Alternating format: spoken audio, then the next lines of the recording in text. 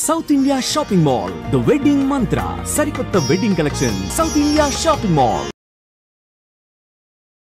చాలా ఆలోచింపచేసింది.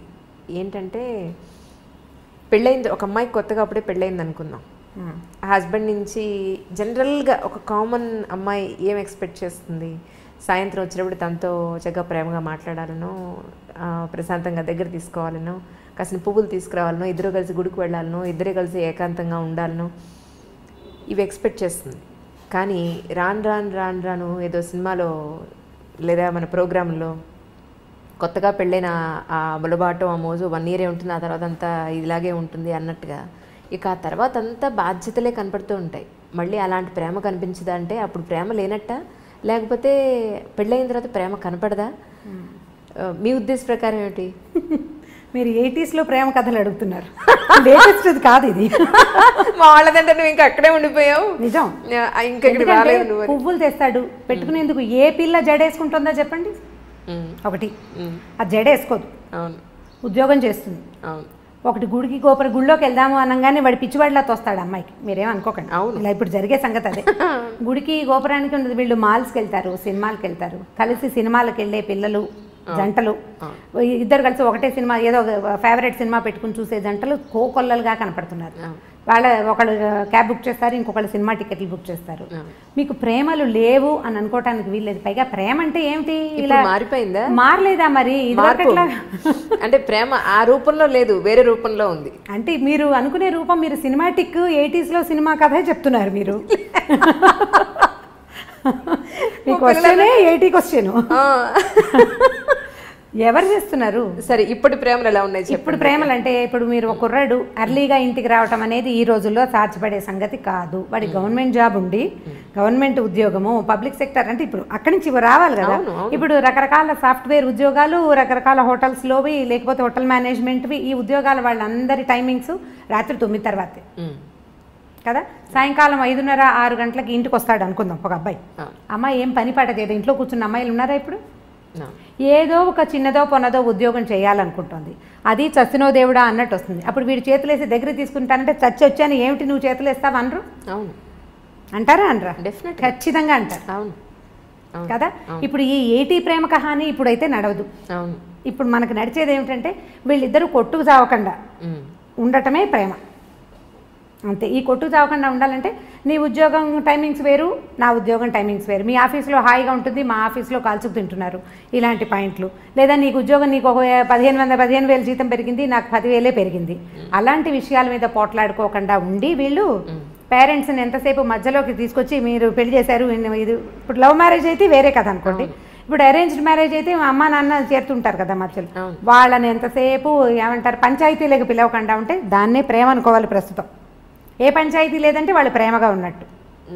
మీకు ప్రేమ అంటే ఇబ్బంది పెట్టకుండా ఉండటము ప్రేమ, అంతేగాని సినిమా చూపించటమో, బయటికి తీసుకెళ్ళటమో, ఏదైనా తినిపించటమో దాన్ని పూర్తి స్థాయి ప్రేమగా అనుకోవడం మనకి వీల్లేదు. ఇప్పుడు ఇబ్బంది పెట్టకూడదు, సతాయించకూడదు, ఎంతో కొంత హెల్ప్ఫుల్గా ఉండటం, దాన్నే ఈ రోజుల నాటికి ప్రేమని అనుకోవాలనిపిస్తుంది నాకు. ఇప్పుడు అమ్మాయి ఏదో ప్రెగ్నెన్సీ, ఆఫీస్కి వెళ్తుంది, ఎట్లా కష్టపడి వెళ్తుంది, దానికి కొంచెం హెల్ప్ చేయటం, కొంచెం పని చేయటం. ఆ అమ్మాయి వచ్చేసరికి పనులు పేర్చి ఉంచకుండా కొంత పని అయినా చేసి కూర్చోబెట్టి వీడే సరుకులు కొనుక్కొచ్చి అవన్నీ చేయక్కర్లేదు, కొంత హెల్ప్ చేస్తే చాలు. మనం ఎలా తెలుసుకుంటున్నామంటే అడ్వర్టైజ్మెంట్స్లో కూడా అవే కనిపిస్తాయి. అమ్మాయి కాళ్ళు చాపుకొని కూర్చుంటే మొగుడు ఇల్లు వాకిలి తుడుస్తూ కనిపిస్తాడు. అది చూసి వీళ్ళు నువ్వు అలా తుడవట్లేదు అంటే ఎవరు తుడుస్తారు? ఎక్కడైనా జరుగుతుందా అట్లా? ఎక్కడా జరగదు. నువ్వు ఒళ్ళంచకుండా కాళ్ళు చాపు కూర్చుంటే నీకు నార్మల్ డెలివరీ ఎలా అవుతుంది? నువ్వు పిల్లడికి పాలిచ్చి ఎలా పెంచుకుంటావు? నువ్వు 4 పనులు చేసుకుంటేనే బాగుంటుంది. పనులు 4 చేసుకుంటే అన్ని రకాల పనులు చేసి నువ్వు చెయ్యలేని పనికి అతని సహాయం తీసుకోవాలి. చేయగలిగే పనులకి సహాయం తీసుకుని కాళ్ళు చాపు కూర్చోవాలంటే ఏం పద్ధతులు అవి? దాన్ని ప్రేమ అని అనడానికి వీల్లేదు, ఓవరాక్షన్ అని. అంత ఓవరాక్షన్ చేయక్కర్లేదు. ఇబ్బంది పెట్టకుండా ఉండటమే ప్రేమ అని నేను భావిస్తాను. స్టవ్ మీద పాలు పెట్టాం, పాలు పొంగుతున్నాయని హాల్లో నుంచి చెప్పకూడదు. అప్పుడేదో పని చేసుకుంటుంటే మగవాడు వెళ్ళి స్టవ్ ఆపాడండి, అది ప్రేమ. లైట్ ఫ్యాన్ వదిలేసావు అని అనకుండా వీళ్ళు అటు నుంచి వస్తూ లైట్ ఫ్యాన్ వదిలేసి చాలామంది ఏం చేస్తారంటే అక్కడ చూసి వచ్చి హాల్లోకి వచ్చేసి ఆ గదిలో లైట్ ఫ్యాన్ ఎవరి కోసం తిరుగుతున్నాయి అని అడుగుతారు. అవును కదా, దాన్ని ప్రేమ అనరు. ఆపేసి ఫ్యాన్ వదిలేసి వస్తున్నావు కరెంట్ వేస్ట్ అని క్లాస్ తీయచ్చు, దీన్ని ప్రేమ అనిపించుకుంటుంది. కొంచెం క్లాస్ తీసే ప్రేమ పర్వాలేదు, ప్రైవేట్ క్లాసులు తీసే ప్రేమలు కూడా కొన్ని ఉంటాయి. నువ్వు అన్నీ ఇలాగే చేస్తున్నావు ఈ మధ్య అని వాళ్ళు ఆ పని చేసేసి చెప్పడం. ఇప్పుడు ఇది కూడా చేయకుండా ఏమీ చేయకుండా ఉంటే మాత్రం దాన్ని ప్రేమ అంటానికి వీల్లేదు. ఇంత మాత్రం ప్రేమని ఈ రోజుల్లో ఎక్స్పెక్ట్ చేయొచ్చు. అంతేగాని సినిమాటిక్గా సాయంకాలం అయ్యేసరికల్లా వచ్చేసి మనకు పనులు చేసి పెట్టేసి మన బయటికి తీసుకెళ్ళేసి వాడు ఎంత చచ్చిపోతున్నారు ఇవాళ రేపు, ఉద్యోగాల్లో ఎంత స్ట్రగుల్ అవుతున్నారు, ఉద్యోగాల్లో పోటీ, ట్రాఫిక్లో హడావిడి, ఎంత బాధపడుతున్నారో. పైగా ఎంతసేపు నెల తిరిగేసరికి వచ్చేసే ఈఎంఐలు, ఈ లోన్లు, క్రెడిట్ కార్డులు, అవన్నీ మన వెసులుబాటు కోసం ప్రతి వస్తువు పదునైన కత్తే కదా. క్రెడిట్ కార్డు ఎంత సంతోషంగా ఉండేదో కొత్తల్లో, అది కట్టేటప్పుడు రక్తాశ్రువులు వస్తాయి, రక్తకన్నీరే, మనకి దుఃఖం వస్తుంది, బాబా ఇదంతా కట్టాల్సి వస్తుంది. వాడుకుని గీసేసేటప్పుడు గొప్ప సరదాగా ఉంటుంది. మా వాళ్ళని ఎత్తుపట్టు ఏమన్నా ఆల్రెడీ మీకు అనుభవం ఉన్నట్టుంది అదిగో కదా. ఇవన్నీ పదునైన కత్తులు ప్రతిదీను. ఈ కత్తుల్ని హ్యాండిల్ చేయటమే కష్టం. ఇప్పుడు మగవాడు ఒకడు ఉద్యోగం చేసి ఆడవాళ్ళు ఇంట్లో కూర్చుంటుంటే వీళ్ళకి ఏమనిపిస్తుంది, శని ఆదివారాలు సెలవులు రాగానే వీడు మన బాగా తిప్పేయాలి, అక్కడికి తీసుకెళ్ళాలి, ఇక్కడికి తీసుకెళ్ళాలంటే ఈ 5 రోజులు చచ్చి ఉండి, పైగా ఈ వర్క్ అంతా శనివారం రాత్రి లోపల సోమవారం పొద్దుటికి అది రిపోర్ట్ అందించేసేయాల్సిన ఉద్యోగాలు ఉంటాయి. వాడు ఏం సరదా పడతాడు పాపం, వాళ్ళు ఎలా సరదా పడగలుగుతారు? ఫ్రీగా ఉండటానికి వాళ్ళకి పెద్దగా అవకాశం లేదు. అసలు మన ఉద్యోగ వ్యవస్థే పరమ దౌర్భాగ్యంగా ఉంది. ఇప్పుడు వర్కింగ్ అవర్స్ బాగుండట్లేదు కదా, వర్క్ కల్చర్లు బాగుండట్లా, వాడు స్ట్రెస్ ఫీల్ అవుతుంటాడు. వాళ్ళు ఏమనుకుంటారు, మగవాళ్ళు ఏమనుకుంటారు, వీళ్ళు మనని రిలాక్స్ చేయాలి, ఆడవాళ్ళ వల్ల రిలాక్సేషన్ రావాలంటే. ఇప్పుడు నేను సినిమాటిక్ మంత్రదండం, ఇది కూడా 80s 70sలో హీరోయిన్లు ఎన్ని కష్టాలైన పడి ఇంటికి వచ్చేసరికల్లా చక్కగా శుభ్రమైన ఇల్లు, తెల్లటి పక్కలు, మల్లె పువ్వులు లాంటి మంచాలు, ఇలాంటివి చాలా చదివేవాళ్ళం చిన్నప్పుడు. అలా మంత్రదండం లాగా చేయటము ఆడవాళ్ళ వల్ల కాదు. సో 70s 80s ప్రేమ కథలు, అప్పట్లో ఉండే ప్రేమలు మనం తెలుసుకున్నవి. మన ఇళ్లలో మనం చూసే మహాంజలి, మీరు ఆలోచించి చూడండి.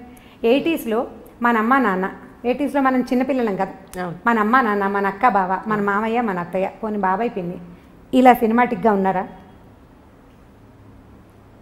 ఆలోచించి చూడండి. లేరు. అప్పుడు బాధ్యతలు, పనులు విపరీతంగా, పనే పాట. ఇప్పుడు మనకి ఏమీ లేవు పనులు. మగవాళ్ళకి పనులు తక్కువే, ఆడవాళ్ళకి పనులు తక్కువే. మనకి విపరీతంగా ఉన్నది డ్రైవింగ్, పొల్యూషన్, స్ట్రెస్, ప్రతిదానికి అవే హెచ్చుగా ఉన్నాయి. మరి ఇప్పుడు అప్పట్లో బాధ్యతల వల్ల ప్రేమలు తక్కువగా ఉండేవి, సినిమాటిక్ ప్రేమలు లేవు.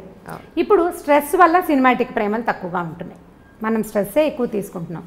ఇప్పుడు శని ఆదివారాలు ఉన్నాయనుకుందాం మన దగ్గర, పోనీ ఒక ఆదివారం ఉంది, దాన్ని సగం చేసుకోవడానికి ట్రై చేయండి. మనం ప్రేమని కొంచెం సినిమాటిక్గా సాధించగలుగుతాం. సగం చేసుకోవడం, పొద్దున పూట బయట తిరిగి, లేదా ఇప్పుడు బఫే బ్రేక్ఫాస్ట్లు అవి కనపడుతుంటాయి ఊళ్ళలో, సిటీలోనే, టౌన్స్లో కూడా ఉన్నాయిలేండి. విజయవాడ, గుడివాడ కూడా ఏం తీసుకోలేదు హైదరాబాద్ కంటే. అవి ఆదిలాబాద్లో లేదు కానీ మన నిజామాబాద్ అలాంటి ఊళ్ళల్లో కూడా ఉన్నాయి. పగలు మధ్యాహ్నం దాకా మీరు ఎంజాయ్ చేద్దాం, ఎక్కడికైనా వెళ్దాం, ఎవరింటికైనా వెళ్దాం, గుడికి గోపురానికి వెళ్దాం, సాధ్యమైనంత ప్రేమగా ప్రవర్తించడానికి ట్రై చేసి మధ్యాహ్నం నుంచి మగవాళ్ళని వాళ్ళ వర్క్ వాళ్ళని చేసుకొని ఇస్తే అటే కొట్లాడుకోకుండా మనం కొంత ప్రేమ కథని సాధించగలుగుతాం. ఎంతో కొంత. ఇది కష్టం, చాలా కష్టం అండి, నిజం. పని పూర్తి చేసేసుకోండి, తర్వాత నేను బజార్ వెళ్దాము అని పాతకాలపు హీరోయిన్లలాగా మనము చెప్పలేకపోతాం. రుసరుసలాడుతూ ధుమధుమలాడుతూ ఉంటాం. వారం నుంచి చూస్తున్నాను, నువ్వు ఎప్పుడు పని పెట్టుకుంటావు, దిక్కుమాలిన ఆఫీసు. అయితే అదే దిక్కుమాలిన ఆఫీసు మనకి అన్నాన్ని, పువ్వుల్ని, వీటిని ఇస్తుందని మనం అనేటప్పుడు మనకు గుర్తురాదు. న్యాచురల్ కదా, నేను చెప్పలేదా, నోరు పదునుగా ఉంటుందని, నాలిక బహుపదునైనది. అది ఏమంటుందో దానికే తెలియదు ఒక్కొక్కసారి. ఏమంటున్నామో మనకు అర్థం కాదు కదా, ఉద్వేగం వచ్చేస్తుంటుంది లోపల నుంచి. ఆ వచ్చే ఇరిటేషన్ తోటి మనం ఏదో ఒకటి మాట్లాడతాం. అవన్నీ రేపొద్దున ఆయుధాలుగా మన మీదే సంధించబడతాయి. నువ్వే మానేమన్నా ఉద్యోగం అంటే, వెధ ఉద్యోగం మానేసేయి అంటాం అనుకోండి, ఉద్యోగం సీరియస్గా జాబ్ మానేస్తే అప్పటి నుంచి రోజు బెంగగానే ఉంటుంది, ఎప్పుడు మంచి ఉద్యోగం వస్తుందో అన్న టెన్షన్ కదా. సో ఇది అంత ప్రేమను సాధించలేము మనం. కొద్దిగా ఆలోచించి ఈ రోజులకు సరిపడా పువ్వులు అవి ఎక్స్పెక్ట్ చేయకూడదు. హిందీ సీరియల్స్ మీరు చూసారో లేదో, మేము ఆ మధ్య బాగా చూస్తుండేవాళ్ళం. మా పని మనిషికి చాలా ఇంట్రెస్ట్, రాగానే సీరియల్ పెట్టంటుండే, అది చాలా బాగుందని. వాడు ఇంటికి రాగానే కుర్రాడు గులాబీ పువ్వు పట్టుకొచ్చిస్తాడు. రోజు ఏం చేస్తారు, మా వారు అంటుంటాడు చెవులో పెట్టుకోమంటున్నాడు. ప్రతిరోజు ఒక గులాబీ మొగ్గ పట్టుకొచ్చి ఇస్తుంటాడు. అంటే బయట నుంచి వచ్చేటప్పుడు పువ్వులు పట్టుకొచ్చి ఇవ్వటం, ఆవిడని శాంతింప చేయాలంటే పువ్వులు పట్టుకొచ్చి ఇవ్వాలి. మా పని మనిషి అడిగేది, అమ్మ మనం ఒక మూర కొంటే సరిపోతుంది, ఈ బంచి 100 రూపాయలు ఉంటుంది, మూర 10 రూపాయలకి వస్తుంది. అవును. తమిళ సినిమాల్లో కనిపిస్తాయి పువ్వులు పట్టుకొచ్చి ఇస్తూ ఉండటం. ఇవాళ రేపు మన సినిమాల్లో చాలా తగ్గిపోయినాయండి సినిమాటిక్ వేషాలు. సినిమా వాళ్ళు కూడా ఇవాళ రేపు వేయటం మనం ఎందుకు మానేశారు. మీరు ఆలోచించండి, నాకు అస్సలు గుర్తులేదు. నేను బాగా ఆలోచిస్తాను. నేను మా చిన్నక్కయ్య దగ్గర ఉండేదాన్ని. మా బావ ఎప్పుడైనా పువ్వులు తెచ్చిచ్చిన సంఘటనే నాకు జ్ఞాపకం రాదు. బాగా ఎంత ఆలోచించిన అవి చూసినప్పుడల్లా అనుకుంటాం మా అక్కయ్యలు బావలు ఏమిటి ఇలా ఎప్పుడు చేయలేదు. ఇప్పుడు ఎలా చేస్తారు? ఇప్పుడు కూడా చేయరు కదా, అది చేయలేం. ఓకే, అవి కేవలం సినిమాటిక్ థింగ్సే. అప్పుడప్పుడు ఒక్కొక్కసారి జరుగుతాయి జీవితంలో. బట్ అదే ఇప్పుడు మన దగ్గర అయితే క్యాండిల్ లైట్ డిన్నర్కి తీసుకెళ్తాము, డిన్నర్లకు తీసుకెళ్ళి ఇంకెక్కడికో తీసుకెళ్తాము, ఇంకేదో చేయటం. ఆల్ సినిమాటిక్ యూనో, అంతే. నిజంగా అండి. అవి ఒకవేళ అవి చేసినా కూడా ఏమిటో విచిత్రంగా విడ్డూరంగా జరగకూడని సంఘటన ఏదో జరుగుతున్నట్టు అలా అనిపిస్తుంది. నిజంగా రమ్మగారు చాలా సంతోషంగా ఉంది. ఏంటంటే ప్రతి మనిషి జీవితంలో వచ్చి వెళ్ళే ప్రతి సంఘటన మనం ఆల్మోస్ట్ పుట్టినప్పటి నుంచి పెళ్ళై వృద్ధాప్యం వరకు అన్నీ మాట్లాడుకున్నాం. ఎన్నో తెలియని విషయాలు. మీరు వృద్ధాప్యం విషయాలు మాట్లాడలేదు. ఇప్పుడు ఉంది, అదొక్కటే ఉంది, అదొక్కటే పెండింగ్ ఉంది. వృద్ధాప్య విషయంలో మాట్లాడాలి. యాక్చువల్లీ పిల్లలు పెద్ద అయిపోయి ఒక కపుల్కి పెళ్ళైన తర్వాత పిల్లలు, వాళ్ళ చదువులు, వాళ్ళ ఉద్యోగాలు, పెళ్ళిళ్ళు అయిపోయి వాళ్ళు వెళ్ళిపోయాక మళ్ళీ అల్టిమేట్గా మిగిలేది ఈ పేరెంట్స్ ఇద్దరే, వైఫ్ అండ్ హస్బెండ్స్ ఇద్దరే. వృద్ధాప్యంలోకి వచ్చేసి ఒక 60-70 ఏళ్ళలోకి ఎంటర్ అయిపోయిన తర్వాత వీళ్ళు ఎక్కడో ఉద్యోగాల నుండి పొరపాటున వీళ్ళ ప్రాణం పుట్టుకుమంటే వాళ్ళు వచ్చేంత వరకు ఉండే ఈ వెయిటింగ్ చాలా బాధగా ఉంది రమ్మగారు. చాలా చాలా అసలు తలుచుకుంటే భయం ఇస్తుంది నిజంగా. రాళ్ళపల్లి గారు ఇష్యూలో ఆయన నాకు ఇంటర్వ్యూ ఇస్తాను ఒక 10 రోజుల క్రితమే మాట్లాడాను ఆయనతోటి. ఇంకా చాలా నీరసంగా ఉంది అంజలి, ఇంకొక 10 రోజుల్లో చేద్దాం అన్నారు ఇంటర్వ్యూ. తనికెళ్ళ భరణి గారు అదే అన్నారు, ఆయన చనిపోయారమ్మా, ఇంటర్వ్యూ అవ్వలేదు కదా, చేస్తుంటే మాత్రం నీదే ఆఖరి ఇంటర్వ్యూ అయి ఉండేది. ఇప్పుడు వాళ్ళ అమ్మాయి కోసం ఎదురు చూపులు, ఆయన బాడీని మార్చరీలో పెట్టాం, ఆ అమ్మాయి రావాలి, ఈయన అంత్యక్రియలు జరగాలి అని. ఎన్ని రోజులు వెయిట్ చేస్తారో ఏమో మరి నాకు తెలియదు, కానీ కొంచెం 2 లేదా 3 రోజులు. చాలా బాధగా ఉంది. ఈ అమెరికాలో ఫారిన్ కంట్రీస్లో సెటిల్ అయ్యే పిల్లల పేరెంట్స్ అందరి దుస్థితి అదే. ఇప్పుడు ఇదివరకు అనేవాళ్ళు ఎలా బతికామనేది కాదు, ఎలా పోయామనేది ఇంపార్టెంట్. బతకటం ఒక రకమైన బతుకు అనుకోండి, ఎట్లా కొట్లా. ఈ చనిపోయిన తర్వాత అసలు ఇలాంటి మాటలు మాట్లాడడానికి కూడా కష్టంగానే ఉంటుంది. వాళ్ళ పిల్లలు రాలేదు అంటే ఆ బాడీని ఇంట్లో పెట్టుకునేందుకు, వాళ్ళు చివరి క్షణం దాకా జీవించిన ఇంటికి ఇక దాన్ని ఉంచకూడదు.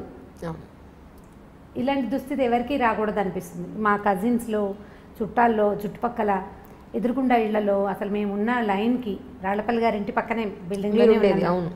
ఈ ఎదురుకుండా లైన్ అసలు వృద్ధాశ్రమాలు అంజలి. అవి అందరి ఇళ్లలోనూ ఓన్లీ పెద్దవాళ్లే ఉన్నారు. పిల్లలందరూ ఫారిన్లో సెటిల్ అయ్యారు. ఈ పెద్దవాళ్ళు ఓపికగా ఉన్ననాళ్ళు సంవత్సరం వెళ్ళొస్తూనే ఉంటారు. 6 నెలలు ఉండొస్తారు, 6 నెలలు ఇంటికి వచ్చి ఇక్కడ ఉంటుంటారు. ప్రతి సంవత్సరం లేదా సంవత్సరం 2 ఏళ్ళు ఉండిపోయి మధ్యలో ఎప్పుడో ఇక్కడికి వచ్చినప్పుడు వీళ్ళల్లో ఒకళ్ళు పోతే రెండో వాళ్ళ పరిస్థితి వర్ణనాతీతం. వీళ్ళు ఏం చేయాలో తెలీదు, ఇక్కడ ఎవ్వరు ఉండరు, ఏ ఆసరం ఉండదు. ఇలాంటప్పుడే కదా మోరల్ సపోర్టు, పిల్లల సపోర్టు కావాలి. ఒంటరిగా దిక్కులేని పక్షుల్లాగా అయిపోతారు. వాళ్ళు వచ్చేదాకా ఈ బాడీ, ఈ శరీరాన్ని ఇంట్లో ఉంచలేం కదా, ఉంచే అవకాశం లేదు.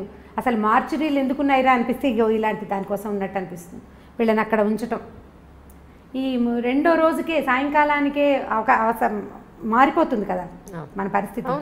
ఈ మారిపోయే పరిస్థితిని అవాయిడ్ చేయడానికి అక్కడెక్కడో పెడితే కనీసం పోయినప్పుడు ఒక ఇద్దరు వాళ్ళ పక్కన కూర్చొని ఏడ్చే పరిస్థితి కూడా లేదు కదా, అది కూడా లేదు. వీళ్ళు ఇంట్లో ఉండిపోతారు. కానీ వీళ్ళు ఏడిస్తే వీళ్ళని ఓదార్చడానికి కూడా ఎవరు మనుషులు లేరు, పిల్లలు లేరు, ఎవరో వస్తారు చుట్టాల పక్కల ఉన్నవాళ్ళు.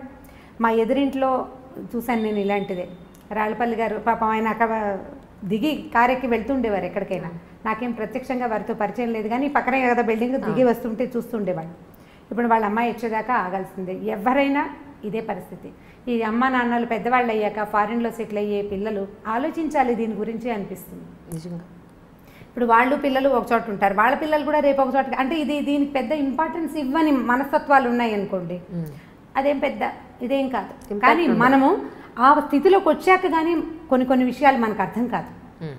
మనం ఆ పరిస్థితిలోకి వెళ్తే కానీ అర్థం కాదు మనకి. ఇప్పుడు అర్థమయ్యాక మనం చేతులు కాలేక ఆకులు పట్టుకున్నట్టుగా అప్పుడు ఇంకా చేయగలిగేది ఏమీ లేదు కదా. కొంచెం ఆ పేరెంట్స్ పెద్దవాళ్ళు అయితే పిల్లలు ఇండియాలో ఉండి అని లేదా వాళ్ళు ఎక్కడుంటారు అక్కడే ఉండటం లేదా వీళ్ళని తమ దగ్గరే ఉంచుకోవటం లాంటిది ఏదైనా చేస్తే బాగుంటుందేమో అనిపిస్తుంది.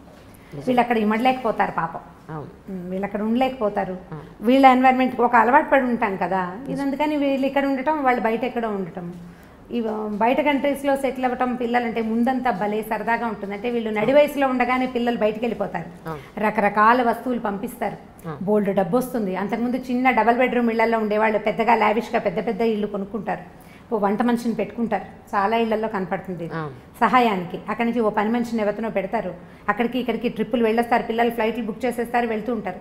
ఓపిక సడలని అంతకాలము బాగుంటుంది, చాలా ఎంజాయ్ చేస్తారు జీవితాన్ని పిల్లలు. బయట అందరూ కాదు 80% ఇళ్లలో జరుగుతుంది ఇట్లా. కొన్ని ఎక్సెంటిస్ ఏవో చిత్రమైన కేసులు జరుగుతాయి, అసలు పట్టించుకొని కొడుకులు ఉన్న వాళ్ళు కూడా కనిపిస్తుంటారు, కానీ లోక సహజంగా జరిగేది. వీళ్ళ ఓపిక తగ్గి ఈ ఇద్దరిలో ఒకళ్ళు దాటిపోయే స్థితి వచ్చినప్పుడు అప్పుడు వస్తుంది సమస్య. కరెక్ట్. ఇప్పుడు ఇంతకాలం ఎంజాయ్ చేసి పిల్లల్ని ఏమంటారు, మీరు మమ్మల్ని వదిలిపెట్టి వెళ్ళిపోయారు, దూరాన్ని ఉన్నారు అని అనలేకపోతారు. వాళ్ళ కోసం వీళ్ళు వెయిట్ చేయాల్సే వస్తుంది. ఇప్పుడు ఒక మంచి ఒక చెడు అవునండి పక్కపక్కనే ఉంటాయి కదా. ఈ పక్కపక్కనే ఉండటంలో ఈ పిల్లలు ఫారిన్ కంట్రీస్లో ఉండటం, భార్యాభర్త ఇక్కడ మిగిలిపోవటం ఒక లైన్గా జరిగిపోతూనే కనపడుతుంది. అసలు ఇదివరకు ఎక్కడో అక్కడక్కడ కనపడేది, ఇప్పుడు ప్రతి ఆల్టర్నేట్ ఇంట్లోనూ ఒక సమూహంలో సగానికి పైగా ఇలాంటివే ఉన్నాయి. మా అక్కయ్యల పిల్లలు కూడా మగ పిల్లలు ఫారిన్లో ఉన్నారు. మా పరిస్థితులు కూడా అదే. కొన్నాళ్ళు పోయాక మేము కూడా అదే లైన్లోకి వెళ్తామని అనిపిస్తుంటుంది. మా అక్కయ్యలు పెద్దవాళ్ళు కొంచెం చాదస్తంగా కాస్త ధోరణిగా బిహేవ్ చేస్తే ఓ 10 ఏళ్ళు పోయాక నేను కూడా ఇంతేనేమో అనిపిస్తుంది. 10 ఏళ్ళు అలాగే అవుతాం కదా. ఇప్పుడు మీరు పై వాళ్ళని చూసే అవకాశం లేకపోతే చాలా నేర్చుకోలేము అంజలి. మన ముందు తరాన్ని ఫ్రీక్వెంట్గా చూసే అవకాశం ఉంటే మనం జీవితాన్ని చాలా తెలుసుకోగలుగుతాం, చాలా నేర్చుకుంటాం, ఎక్కువ తెలుస్తుంది. ఇప్పుడు నాకు ఎక్కువ తెలియటానికి కారణం నా ముందున్న తరాలన్నీ నాకు క్లోజ్గా ఉండటమే. నాకు అదొక అదృష్టమే. ఇందులో ఒక చిన్న మైనస్ పాయింట్ ఏంటంటే వాళ్ళ వృద్ధాప్యాన్ని చూస్తూ 10 ఏళ్ల తర్వాత నేను కూడా ఇంతేనని నాకు రోజు గుర్తు వస్తూ ఉంటుంది అన్నమాట. నాకు తెలుస్తూ ఉంటుంది ఓ 10 ఏళ్ల తర్వాత, ఒక 15 ఏళ్ల తర్వాత నేను కూడా ఇలాగే అవుతాను, నేను ఇంతకే వెళ్తాను, ఇందులోకే వెళ్తాను. మామూలు జనాలకు ఆ అవకాశం ఉండదు, పెద్దగా తెలుసుకోరు, సరదాగా తిరిగేస్తూ ఉంటారు. ఎవరన్నా పెద్దవాళ్ళు కనిపిస్తే వాళ్ళు సీనియర్ సిటిజన్స్గా తోస్తారు. నాకు సీనియర్ సిటిజన్స్ అనిపించదు, మాకు అక్కయ్యలాగానే తోస్తారు, అదే అలవాటు కదా. వీళ్ళని చూసి చూసి వచ్చింది 10 ఏళ్ళు పోయాక. ఇప్పుడు మా అబ్బాయిలే నాకు చెప్తారు, అమ్మ 10 ఏళ్ళు పోయాక నువ్వు విజయపెద్దంలాగా అయిపోతావు, ఇప్పుడే చంపేస్తున్నావు నువ్వు. ఇలా అవుతూ మన జీవితాలు కూడా ఇందులోకి వెళ్ళవలసిందే. మనం తెలుసుకోవాల్సింది ఏంటంటే ఇవాళ యంగ్ ఎనర్జెటిక్గా శుభ్రంగా బ్రహ్మాండంగా చాలా దృఢంతో ఉన్న మనము రేపొద్దున వెళ్ళే దారి మన ముందున్న దారే కానీ కొత్త దారి ఏది కాదు. అసలు సృష్టిలో కొత్తది లేదు, ఏది లేదు. ఇప్పుడు మనం ఒక విశృంఖలమైన ప్రపంచాన్ని చూస్తున్నాం. మనని చూసినప్పుడు మన పేరెంట్స్ కూడా ఇలాగే అనుకున్నారు, ఏమిటో మారిపోతున్నారు పిల్లలను. మన అమ్మా నాన్నలు అంటే ఇప్పుడు మా అమ్మా నాన్నలు చేయలేదు, కానీ సాధారణంగా మన ముందు తరంలో ఉన్న అమ్మా నాన్నలు పల్లెటూళ్ళు వదిలిపెట్టేసి టౌన్లకి వాటికి గవర్నమెంట్ ఉద్యోగాలకి వస్తున్నప్పుడు వాళ్ళ ముందు తరం కూడా అలాగే అనుకుంది. రోజులు మారాయి అన్నమాట ప్రతిసారి ప్రతి తరం తర్వాత పునరావృతం అవుతూనే ఉంటుంది, తిరుగుతూనే ఉంటుంది ఆ మాట. దాని నుంచి మనం తప్పించుకోలేకపోతాం.